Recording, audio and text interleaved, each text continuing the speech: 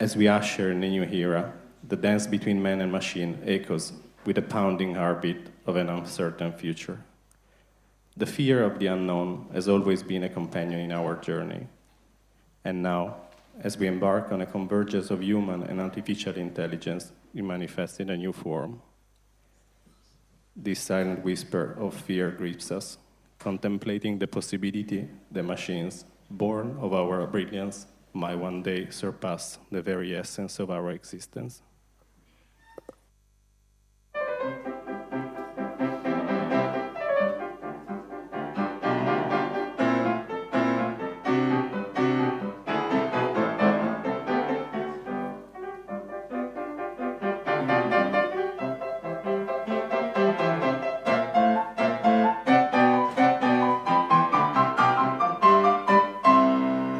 Expecting something a little bit more serious than that?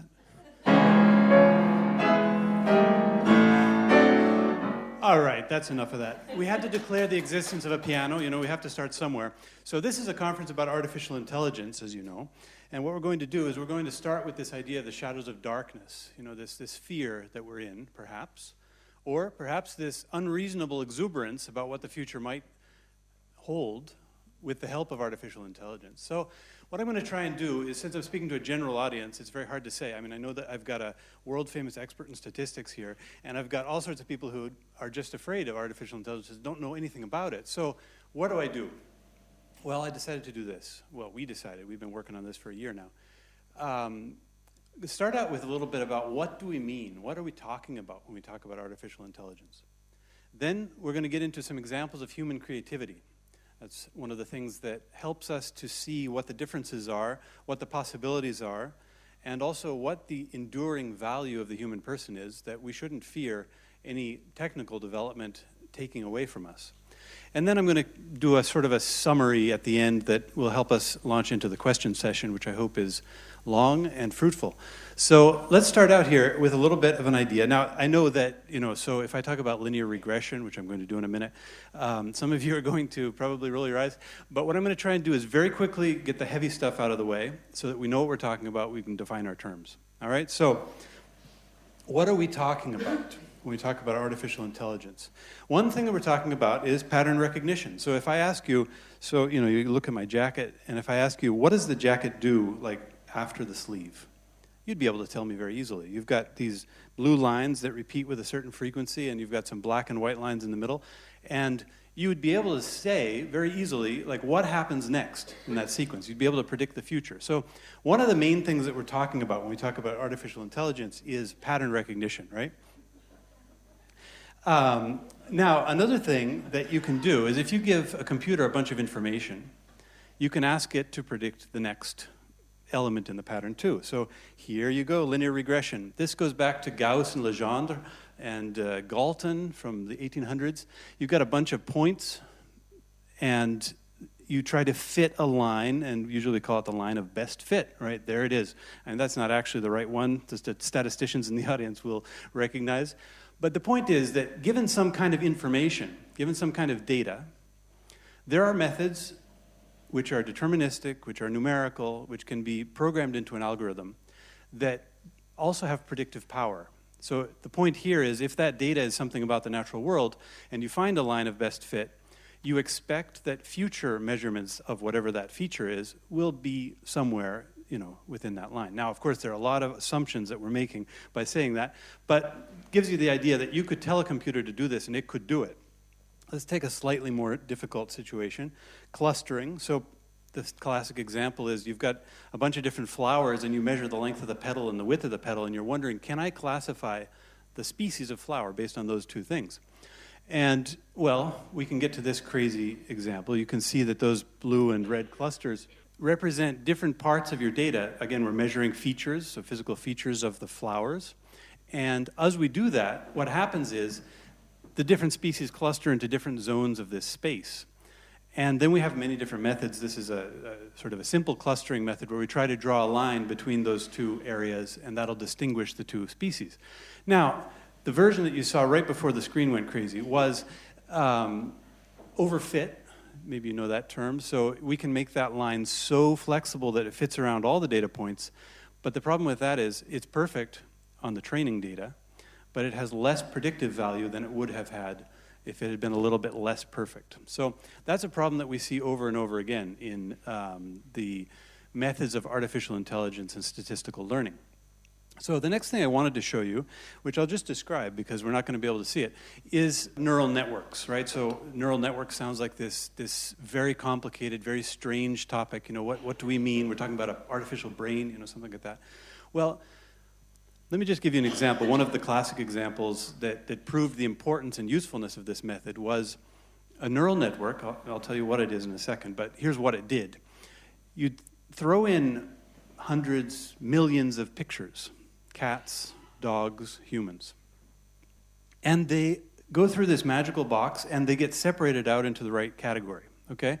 So if you see that happen, if you see a computer do that, you say to yourself, well, how did it do that? Because on the clustering algorithm, you were measuring the characteristics. What do? Measuring the ears, measuring the eyes, measuring all the different features of the face, and you're able to tell the difference between a cat and a dog, perhaps?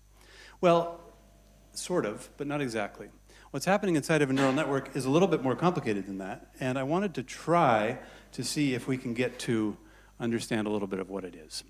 You throw in some data, it comes in the top. It gets split up into features, so these are the very specific things that you're measuring, and those features are more or less present in whatever data that is. They get recombined in hidden layers, in statistical ways, and then they come out with a probability. And the point of that is that you didn't have to tell it beforehand what to look for. You measure different aspects of it, and you throw it into the box. And then by training this algorithm, you're able to pick out the features that are actually statistically relevant to separating out the categories. And you get out at the end that you're like 98% human. So one of the problems with this system is that it is statistical, and it doesn't know about causality, but it has a very great strength of being applicable to all kinds of data. We can do this with photographs, we can do it with sound, this is how Google Translate is working, this is how a lot of different things are working. I wanted to give you some resources. Now at the end I'll give you our Twitter page where you can find more of the resources than the ones I'll show you here, but this is a particularly good one, playground.tensorflow.org, where you can actually build your own neural network, just clicking and dragging and stuff. It's very simple. And you can figure out, for example, that the selection of which features are included is extremely important. Like, you might think that this black box, you can just throw in all the features. Actually, you get a worse result in this case if you include those three that are grayed out. If you include that information in this model, it works worse. Also, the hidden layers. How many layers are there? I can't go into this in detail today. But the point that I want to make here is that this thing that we call neural network or artificial intelligence has a specific form, is based on statistics, and you can learn about it if you want to. So this is a great place to start. Another thing that we mean when we talk about artificial intelligence, we're talking about predicting the next word. Now, your telephones have been doing this for the last 20 years. T9 was the first version that was widely available. Now we've got very good predictive text ability, all the way to the point that we're actually, it's hard for us to realize that it's predicting the next word. It looks like it's actually talking to us. So if you want to know more about this, go to YouTube channel for Andrei Karpathy. He's an amazing, amazing programmer. In 3 hours, less than 3 hours, he walks you through line by line how to code something that looks exactly like ChatGPT. Now, it's not as powerful because it's running on your laptop, but it's basically the same architecture. So he's really, really an interesting guy. The question is, can you predict what's the next word in a sequence? So let's take an example. There are many ways to skin. You guys are all neural networks running some sort of predictive algorithm here. So how did that work? There are many ways to skin. Well, let's see. What does my next slide have? Yes, a very worried cat. This is like a must in any machine learning talk. You have to have a cat. So there you go. How did that work? Well, if you take all the statistical, all of the times that there are many ways to skin, that sequence of letters appears in the English language, it's very frequently followed by a cat and a comma and then some sort of wise phrase. And so if you ask Mistral, for example, one of the new French large language models, it'll tell you, as it did to me, there are many ways to skin a cat, but some prefer a gentle approach. That was its version to what to say next on this phrase. The point is that language itself can be modeled as a sequence of words or even letters. We're calling them tokens these days because sometimes you want to include a couple of letters or symbols together. But anyway, we won't get into that. The point is that you can predict what comes next.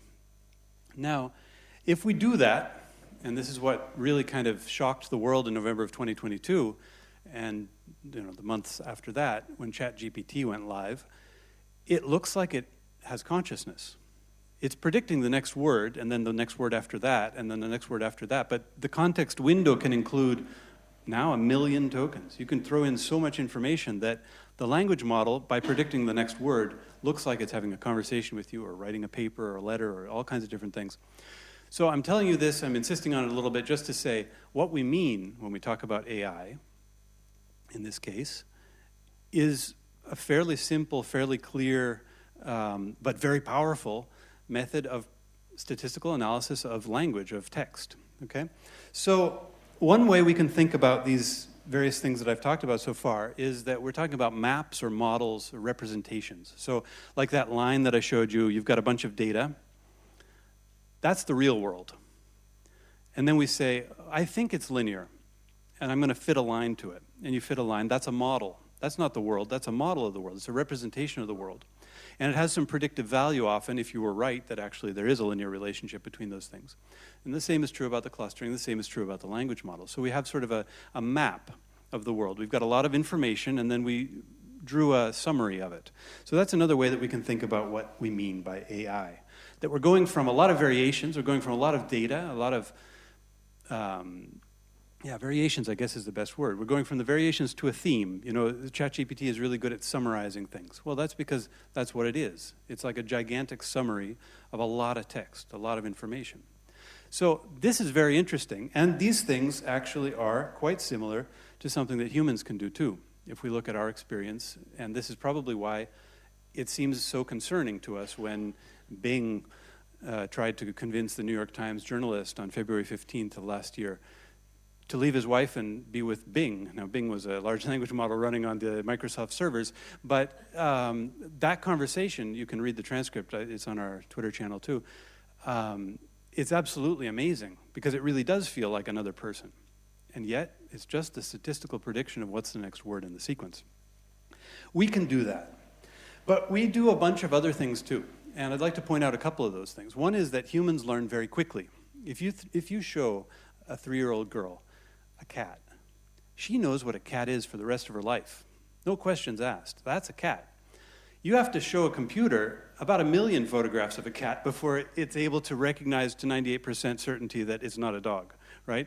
So it's a totally different experience. Now, it's possible, we don't really know yet, it's possible that the information density of video will give robotics the ability to learn as quickly as a human. That's possible. I don't know. But at the moment, when we're talking about still images of cats, it takes a computer a long time to learn that that's a cat, and humans do it much more quickly. Another thing about humans is that we do it much more efficiently.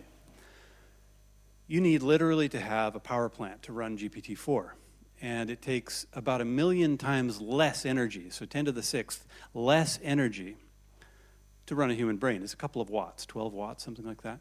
So just to put it in more down-to-earth terms, eat beans on toast, write The Lord of the Rings, or discover the expansion of the universe, as Oxonians have done in the last century. Humans learn generally.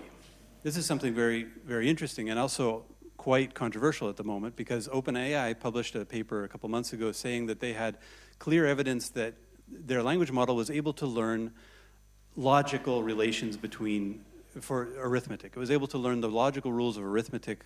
They called the paper grokking, and it's very interesting. So you see, like, you're able to pull out of, I won't go into the details of the paper. They were saying it was able to learn the rules of arithmetic.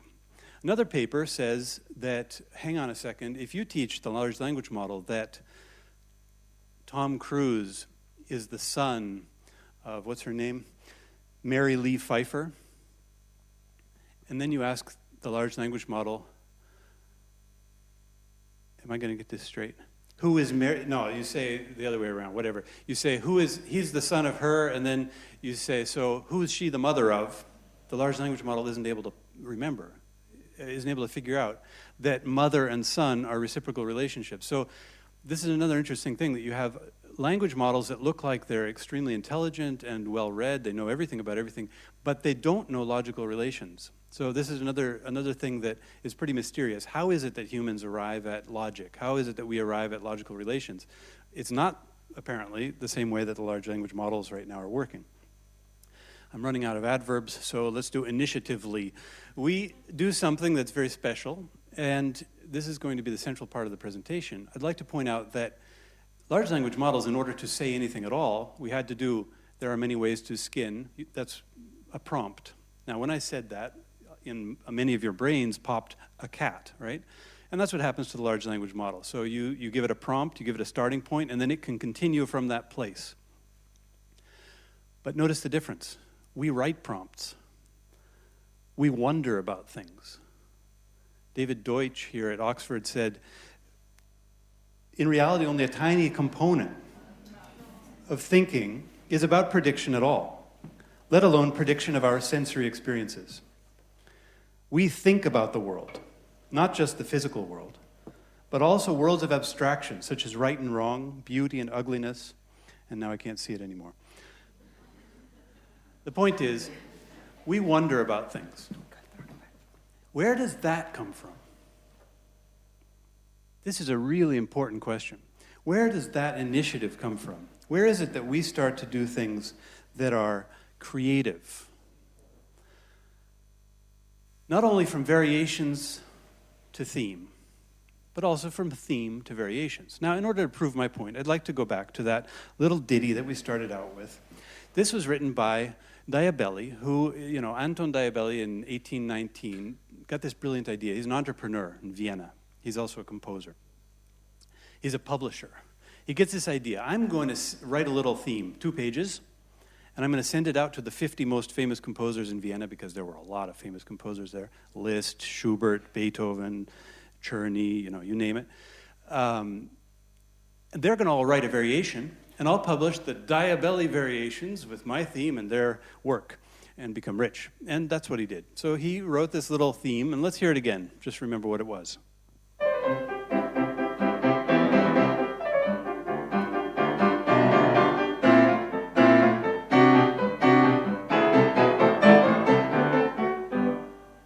So it's a little ditty. What's in there? Not much. This is just, here I am, Vienna. So you don't expect much is going to come out of this. And he sends it to Moscheles. Now, you probably don't know that name. Moscheles was one of the composers of the day, and he was important enough. So what did Moscheles do as his variation? Let's see.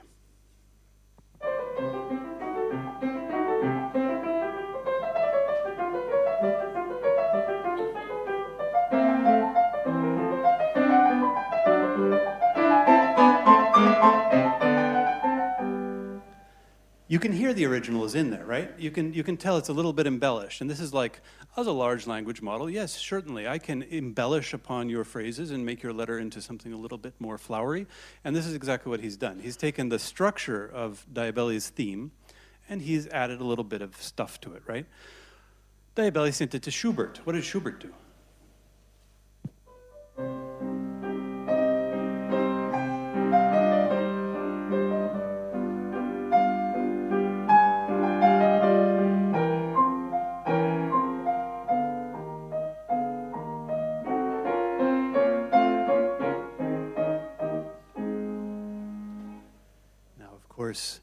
That sadness wasn't there at all. Where did that come from? We've got this minor tone, we've got this sort of pensive nature.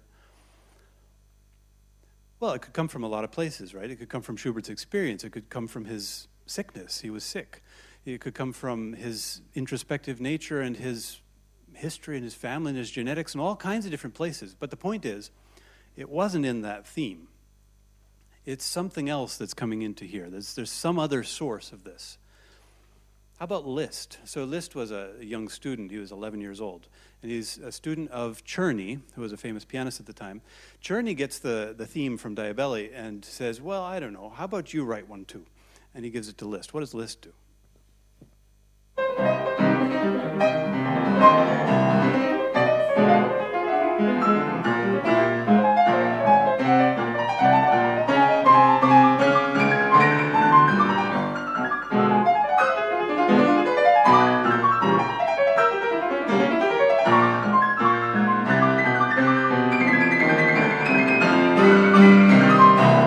It's me, Franz!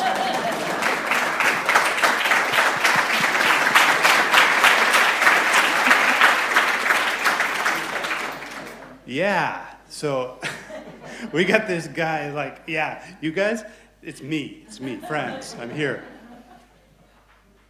It's interesting, right? So we're starting to see that from this seed in the center, from this theme, you could hardly even tell it was there. Like maybe there were 2 notes at the beginning that reminded you of Diabelli, but after that, there wasn't much. Harmonic structure, sure. But anyway, you've got this little seed, and it doesn't make the same tree, depending on who is encountering it. It goes off in all different directions, all kinds of different directions. So let's see. I'm going to take a short pause before we get to our real central composer and just point out a little bit about context and interpretation, because this is also really interesting, and it's a real big difference between humans and machines. Like, this moment, he's nervous, he played that too fast. I'm nervous, you know. There's all this stuff, all this energy, right? And the fact that you care, that you clapped, and it helps. The fact that the acoustics in here are kind of dry, all of these different features of the reality that we're living, this irrepeatable reality, bear into the experience that we have. So your energy feeds us, we respond. It becomes this feedback loop. Now, the machine can't actually do that in real time.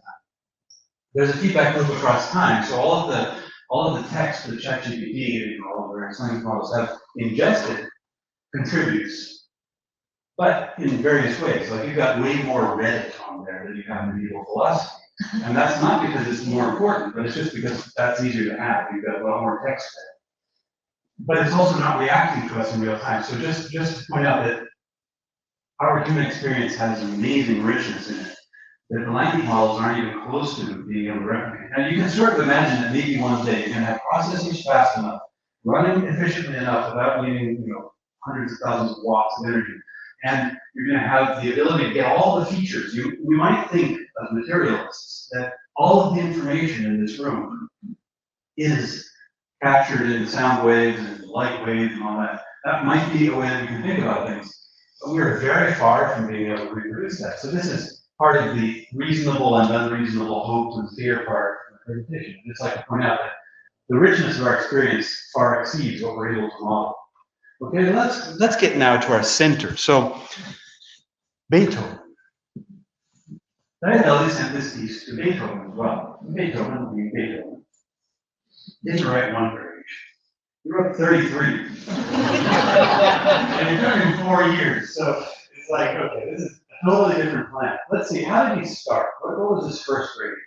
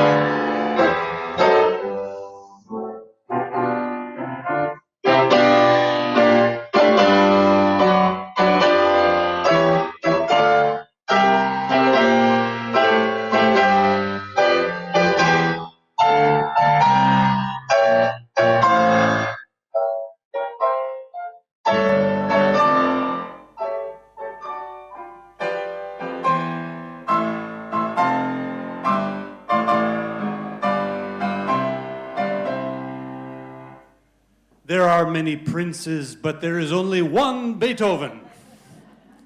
Right? So Beethoven comes into the throne room. He's the king. This is the most important thing in the world, and here I am. He comes in. Then where else does he go? Because like that would be a caricature of him, that's part of him, but it's not the whole thing. What about variation number 13? What does he do there?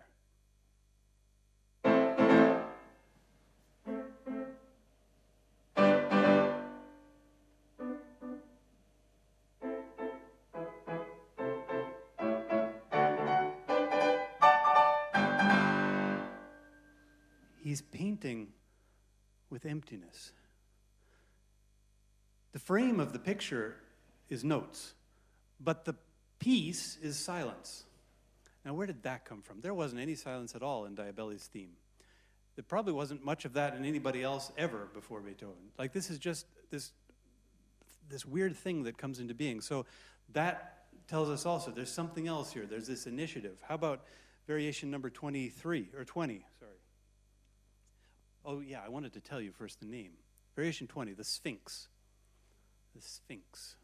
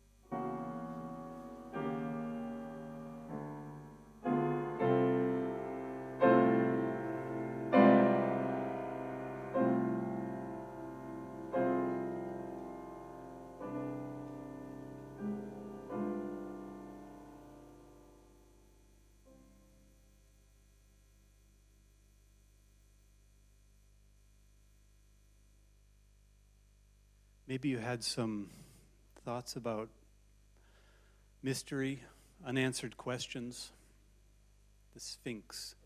Notice also there, right? So I gave you a prompt. I said Sphinx is the name of it. And that brings you down certain paths in your thinking and in your feeling. He did something else. Beethoven did something interesting there. He plays a tritone. And he doesn't just play it once, he plays it like 4 times. It becomes a central pillar of this piece. The tritone, now it's interesting to notice, was in medieval music and Baroque music was called the devil in music, diabolus in musica. It's like, that's the interval you never play. So I don't know, was Beethoven just exploring? Or was he trying to make fun of Diabelli's name, Diabolus, Diabelli? What was he doing? I don't know. But there are these interesting things where our memories and our feelings go way back, into all sorts of different meanders. This is important. These are parts of the things that constitute us.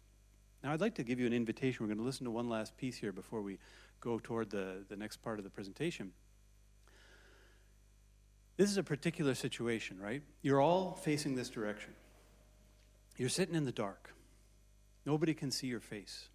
So it's a moment of particular freedom. You can feel anything you feel, and you don't even have to worry if somebody can see it, because they can't. I can't see it. Your neighbor can't see it. So why don't you just let your feelings and minds go as this next piece goes. This is the last variation. Again, all of these things, all of these variations, these little pieces, are variations on a theme by Diabelli, right? So that little ditty that we had at the very beginning is the source, in an important sense, of everything that we're hearing. But look how far we've pushed into the affirmation of me list, the sadness, Schubert, the little doing the right thing, moscheles. And then we've got Beethoven going in all kinds of different directions. Let's listen to the last one together and just let ourselves be washed over by the music.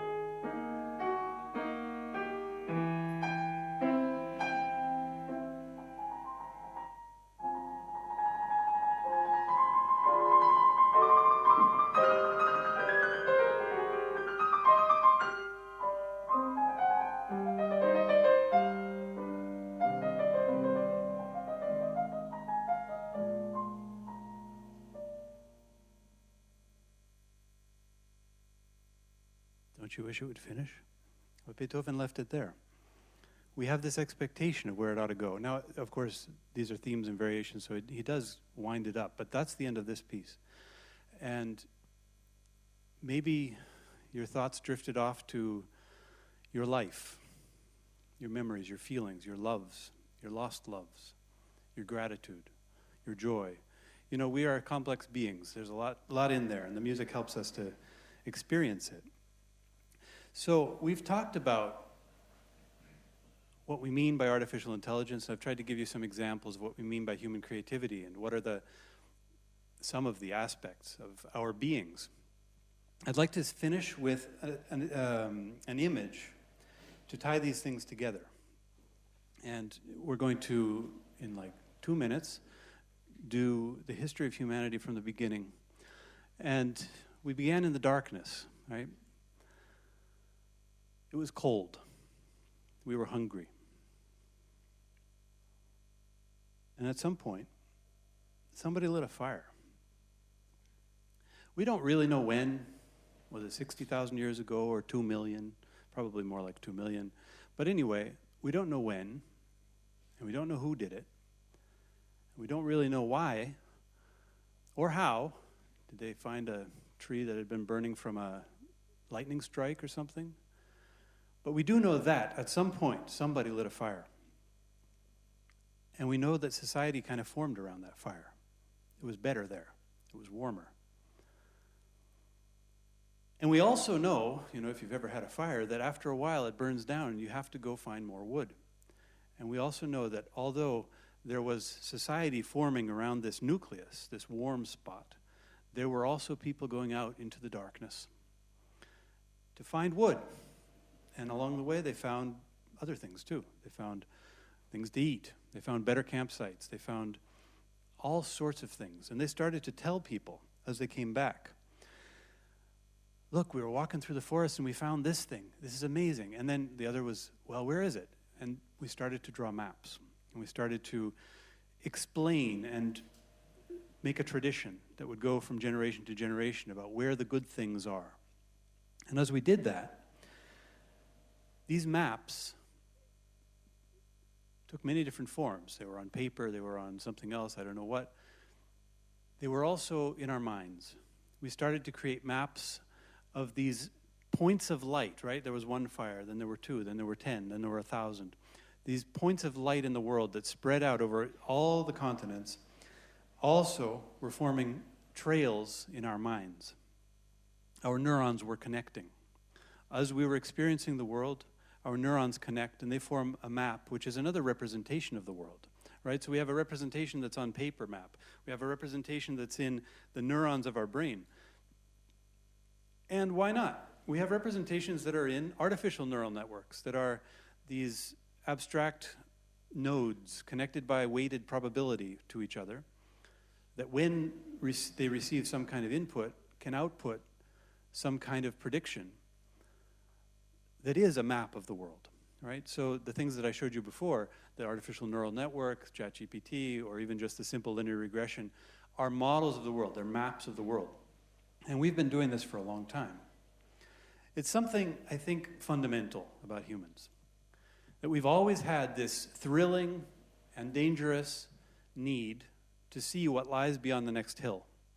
We've never been able to just stay still in our Eden. We've always had to push out and farther into the darkness and see what lies beyond the ocean, and now what lies beyond our atmosphere, what lies below the ocean, and so forth. We want to do that. We want to go as far as we can until the limits of physics stop us. And we want to push the light of good, beauty, and truth into the farthest reaches of the universe. T.S. Eliot said that he said, old men ought to be explorers. And I really love that phrase. And I think we all ought to be explorers. We ought to push farther into the darkness and see where it goes because of the great gifts that lie there, such as the ones that we experienced before through Beethoven's music. Sometimes we fear that our age is ending. We fear that the things that we love are being eclipsed by other things.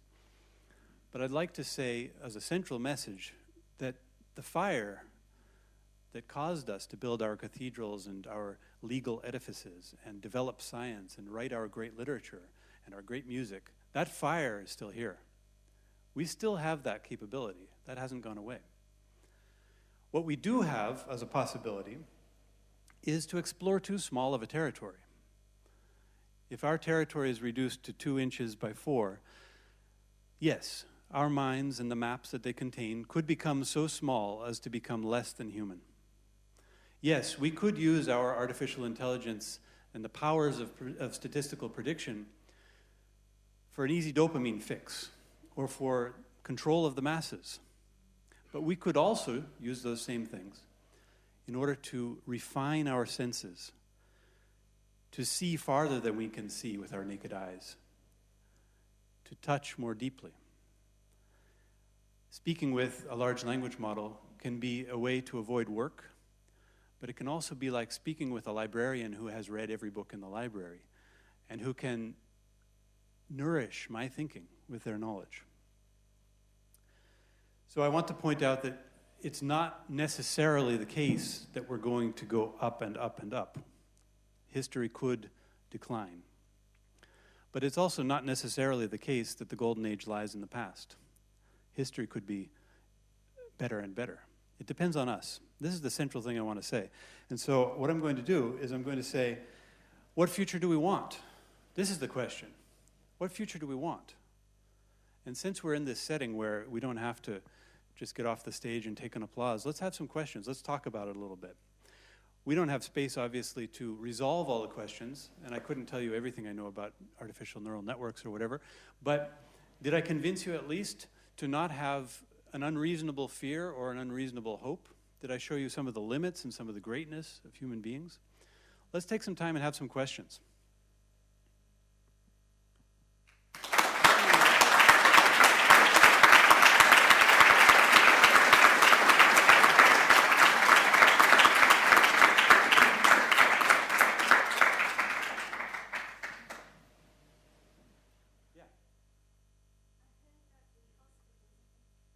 Sorry.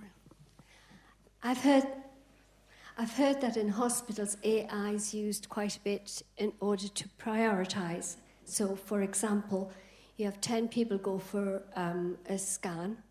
The AI will get the priorities right for the consultant then to look at those priorities first.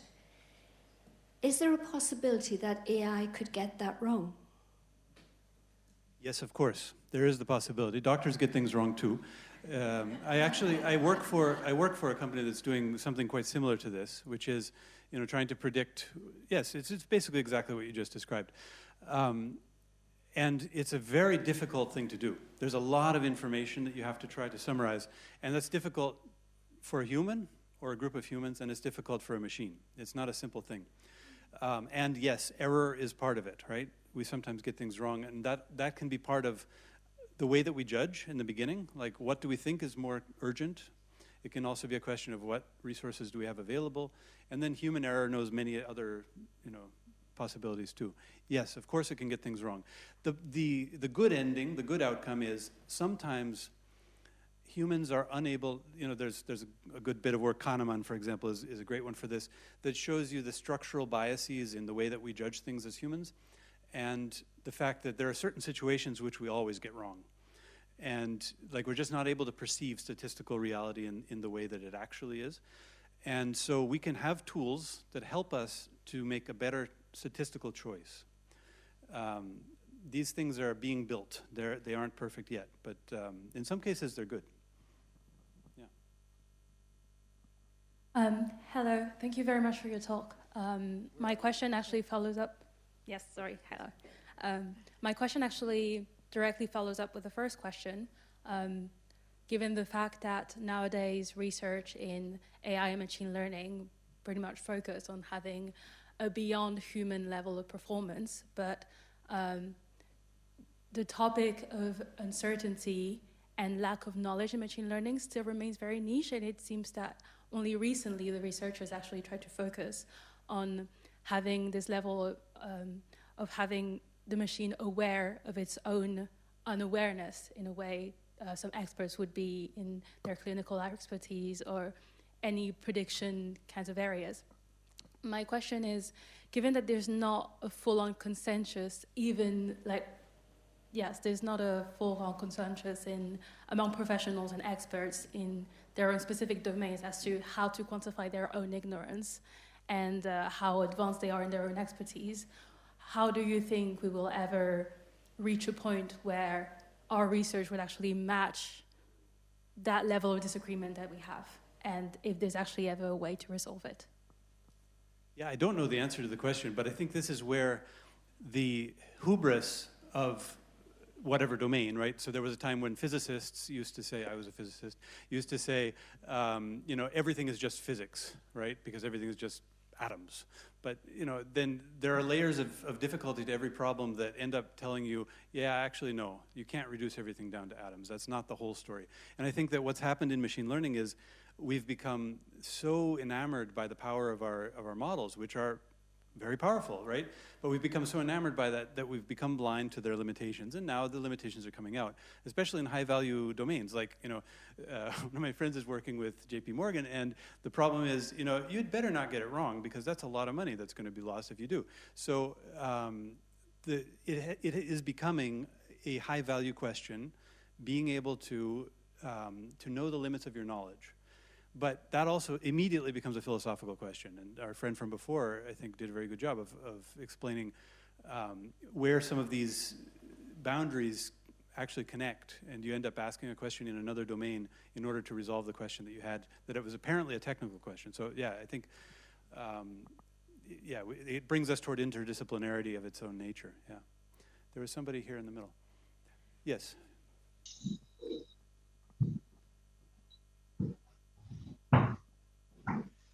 Go ahead. No, just a simple question. I've read that there's robot soldiers and that none of it's limited.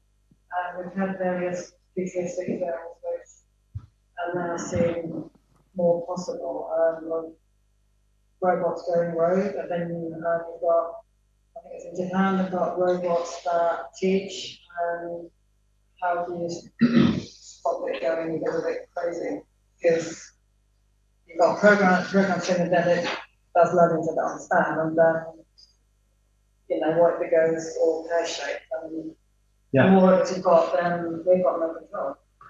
Yeah, that's an important thing to worry about, because we are seeing the deployment of algorithmically controlled lethal weapons. Now, this isn't new. This has been happening at least for 15 years that I know of. But you have drones flying, and they have a limited amount of gas in the motor.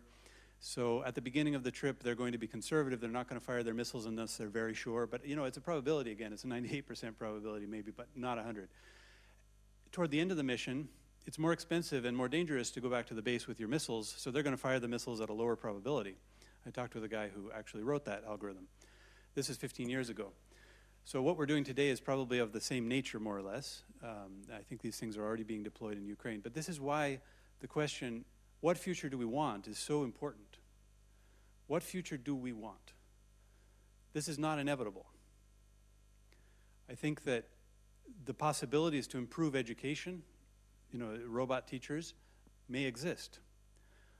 But how? And in what sector? In what way? You know, those are things that we're writing history, right? It's up to us what future we have. At least partially, it's up to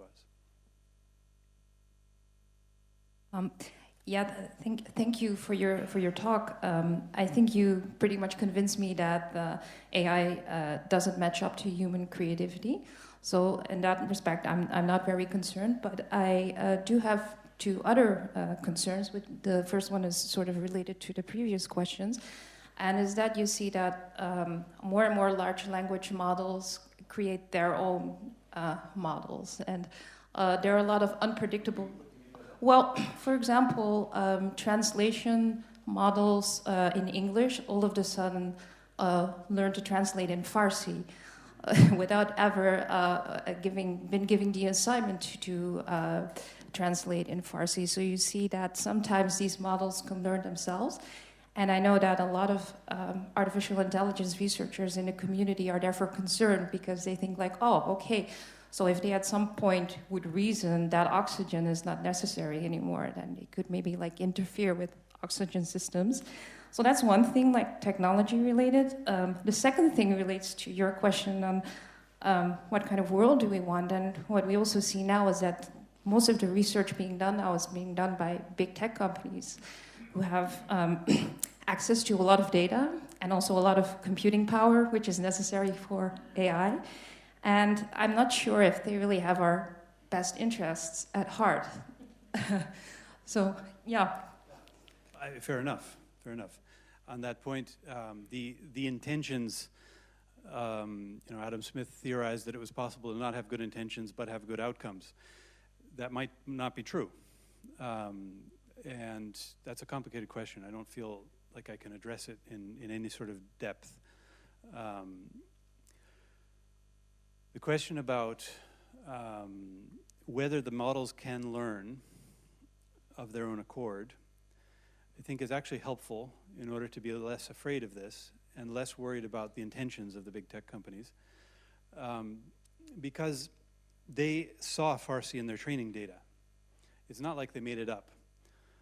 Now, it's true that this is very interesting, that the structure of human language, even where it looks like it's quite different, the language models are pulling out similarities just because of their statistical training. You know, it's very hard to say exactly which one of those 100 billion neurons is the one that's translating whatever words. But even with 5% French text, a recent model knows French, but it had 5% of French text. It's not like it learns French without any French text in its training data. So that's important. Like the headlines can make it seem like some magic is occurring, but that's not true. What's happening is the model saw some information, perhaps less than you thought was necessary for it to learn the structure of the language, but it was from the data that it learned that structure. That's important also because it means that what's happening here is not magic. Now, if that magic were to happen, if we were to see actual initiative, like a free act, that met all the criteria that a philosopher would give of, you know, what an actually genuinely free creative act would mean, you know, which a lot of people say can't exist and doesn't exist. A materialist would say it doesn't exist.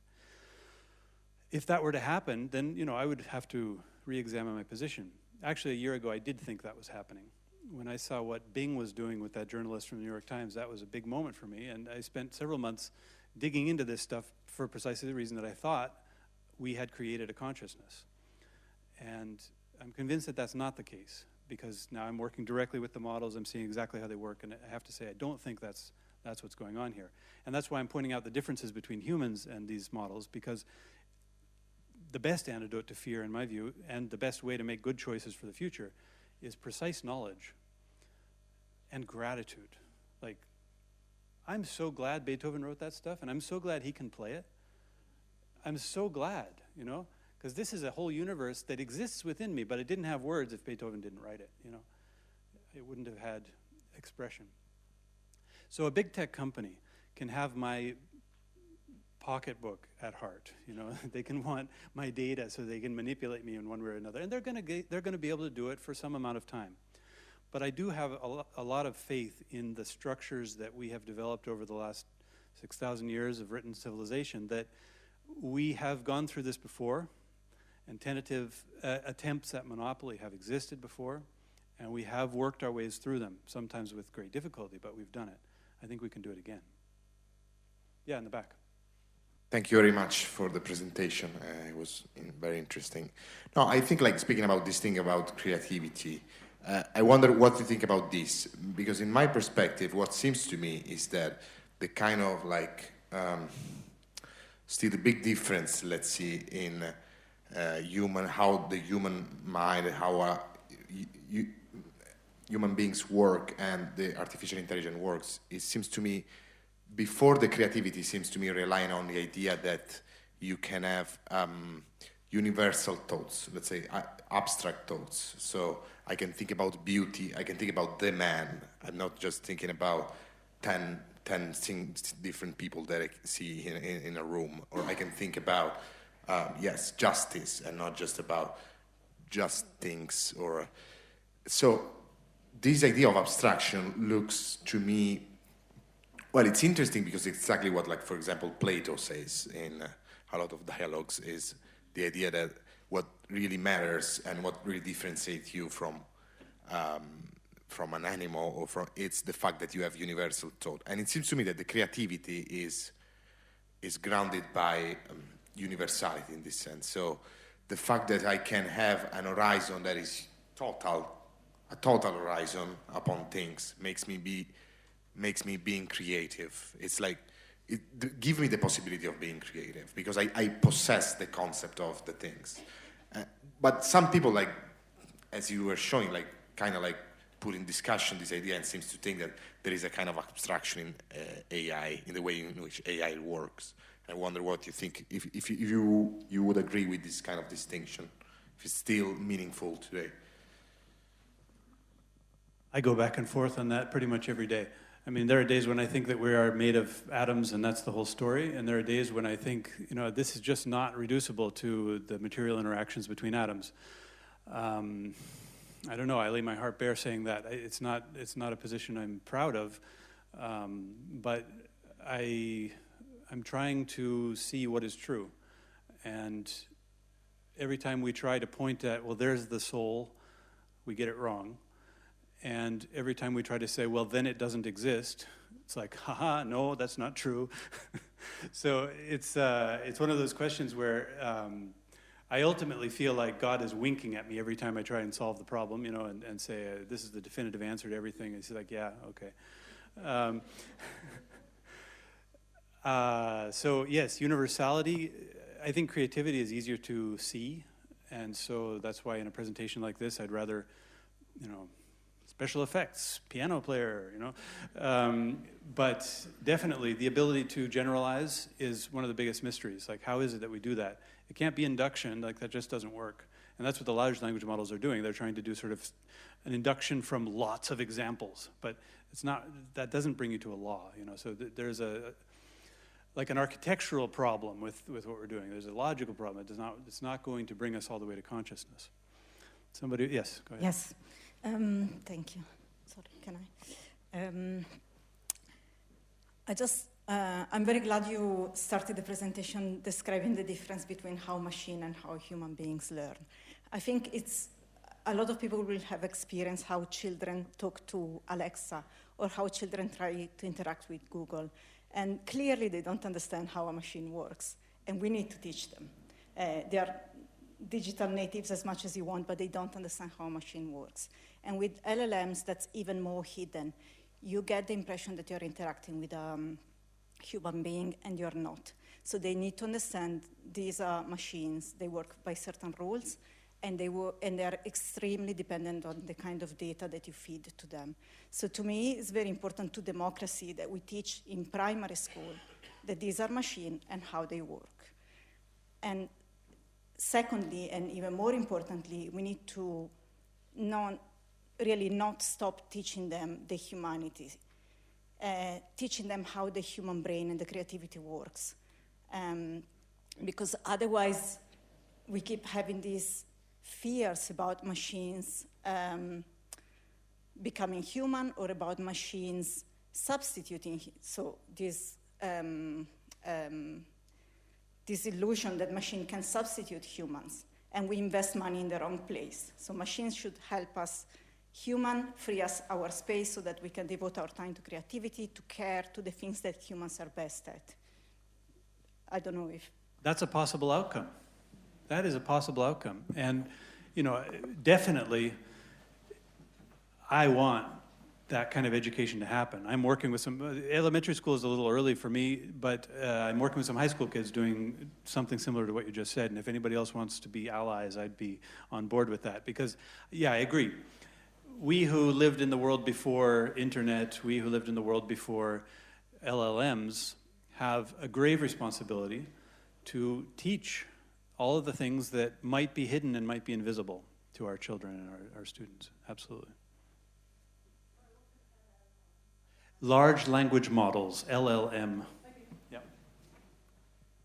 So I have a question. So you have people like Geoffrey Hinton, right, who has recently resigned from Google, and he's someone who knows the technology very well. He helped invent it, right? And he's desperately scared about where we're going. And when you say things like, it's up to us, I mean, I think some of the people who know the technology well, and you can say this with the physicists who made the bomb, they know it well, but they lost control of it. It's something that took on a life of its own. And how do you think about that? And how do you think about maybe someone like Christopher Nolan saying he wants Oppenheimer to be a cautionary tale for people who are involved in AI? I think he did a great thing.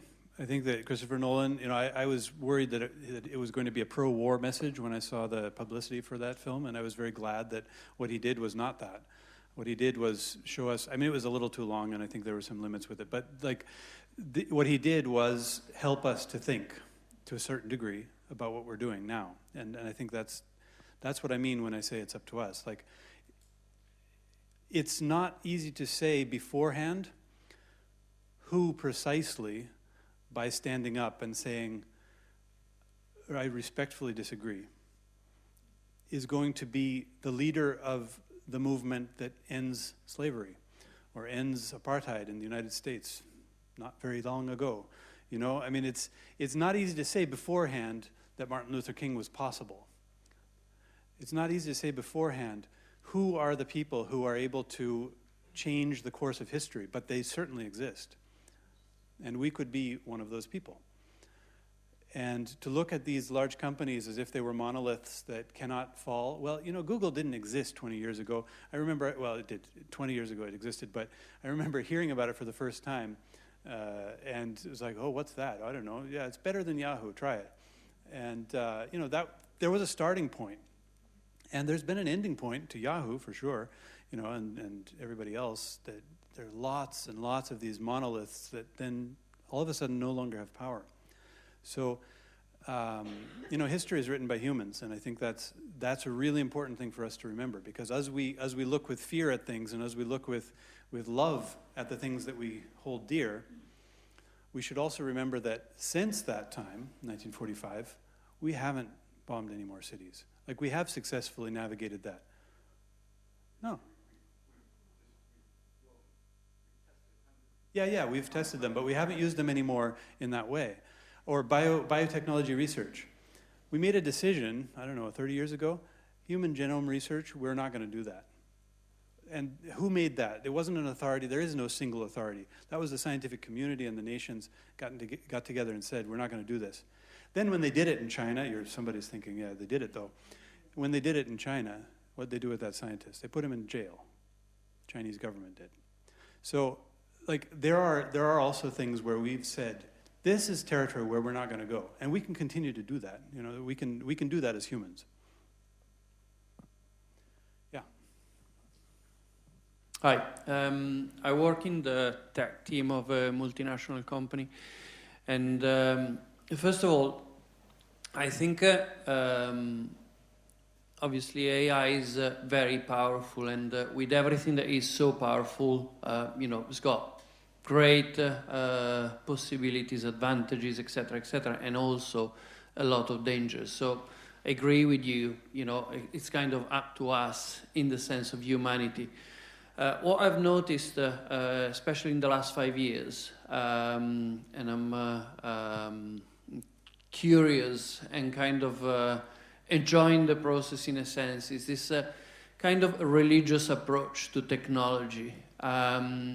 It's as if people realize that humans are, kind of limited and flawed and can be influenced, etc. So let's go to the machine. Let's ask everything to the machine. So, and it's been fascinating because it clearly doesn't work. So obviously, it's interesting to see how the situation will evolve in the next few years. But so far, it's been incredible to see this. What I would call a religious approach to technology that has been fascinating. What scares me is not much the machine and the power of this technology, but is this process of outsourcing human thinking to the machine, pretty much like Sylvia was saying, which is losing a certain critical thinking and a certain rational thinking, which at the end of the day, as you showed at the beginning of this presentation, is what distinguishes us as human beings from machine. So I stand by what Sylvia said, which is really, really important to understand that the way we think is very different from the way the machine think.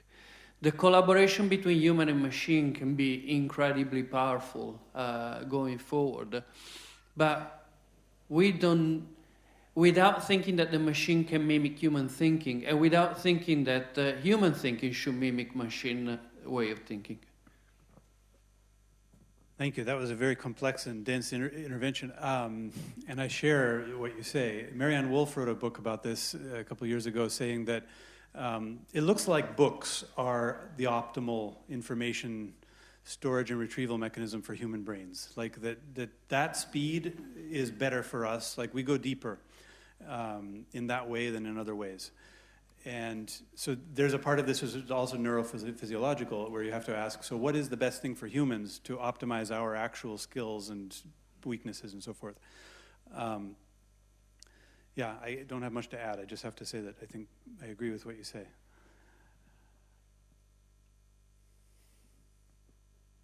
Say we've got like energy for maybe one more, and then actually I can't answer everything. I mean, come on. I've got two questions.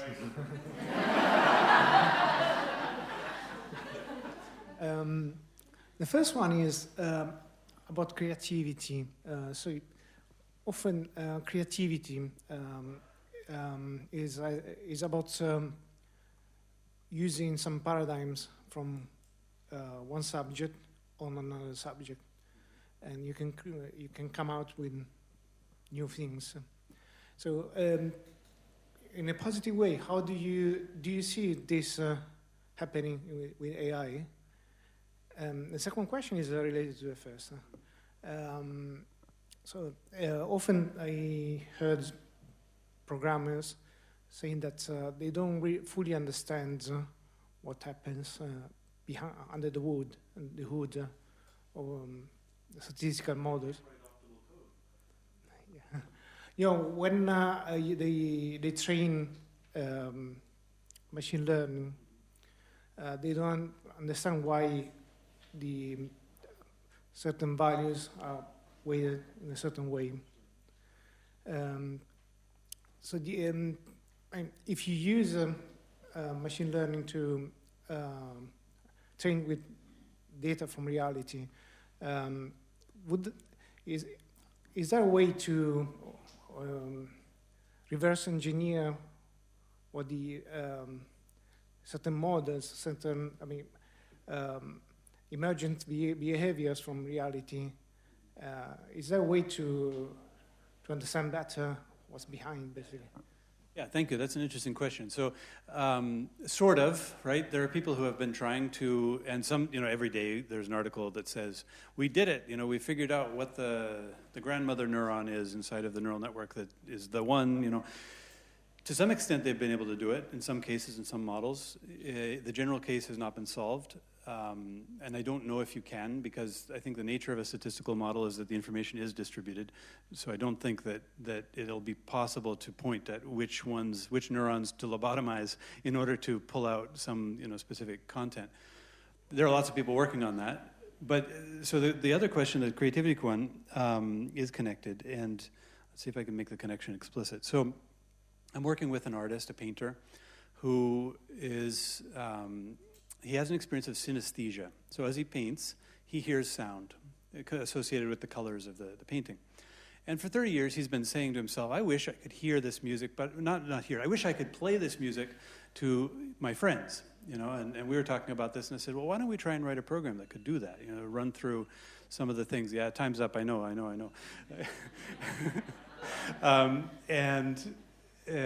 So we did. We wrote a program that is pulling out some of the colors and the chords that he experiences, and then it makes this truly awful music. You can see it on my YouTube channel. And then we start working with a pianist who is also a composer, and he takes that awful thing and he turns it into music. And it's been a very interesting experience because it's shown me how you can ask in our case, it's not a language model, it's a music model, but it's the same thing. You can ask the model to hallucinate new music based on whatever you've just given it. It does so. Sometimes it's interesting. And so that's like a brainstorming session with your friends where it's like, let's just throw a bunch of ideas at the wall and see what sticks. And that's a great way to do things sometimes for creative work. It's an intermediate stage, right? It's not the final product, but it can get things going. You should drink a little bit so that things are flow, Like, it's definitely part of the process. And, so to the extent that our models can actually illuminate parts of our own experience or of the world that we don't perceive directly, that's great. That can definitely help us to get in there. We can't ask the model to be an oracle. I mean, a lot of things that our friend from before was saying, like, we're asking ChatGPT to be an oracle, like literally. It tells the truth. We don't know the truth. ChatGPT, hey, tell me. We've got Pandora's box thing going on, where we think we've opened this up, we can't ever put it back in. We've got Prometheus going on. We're going right back to, the origins of mythology. But we're doing so, or we can do so, with consciousness and reflexivity, and we can think about what's the path we want to go on. So I don't have any more energy. So what we're going to do is we're going to close off with a bonus round, just a little bit of music to finish off here. So I wanted to finish with a little bit of Chopin. So we're going to just listen to this little bit, and then we'll hear it again.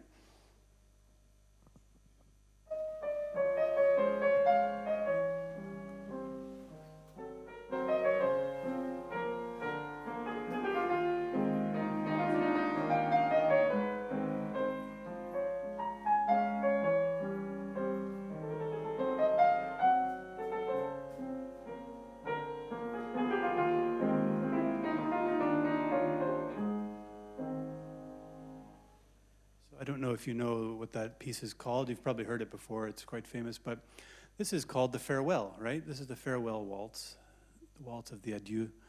So did you know that Chopin was in love? He was in love with Maria, some Polish name I can never remember how to pronounce. I won't even try. And they were going to get married. And her father said, yeah, well, you know, you got to shape up. You got to change a little bit here. And he wasn't able to really do that. And her family was just not into it, and so they separated. And before they did, he wrote this waltz for her as his parting gift. And it felt to me like a nice way that we could say goodbye. And, you know, let's hear it again with that in mind, you know, the contextual experience of the music.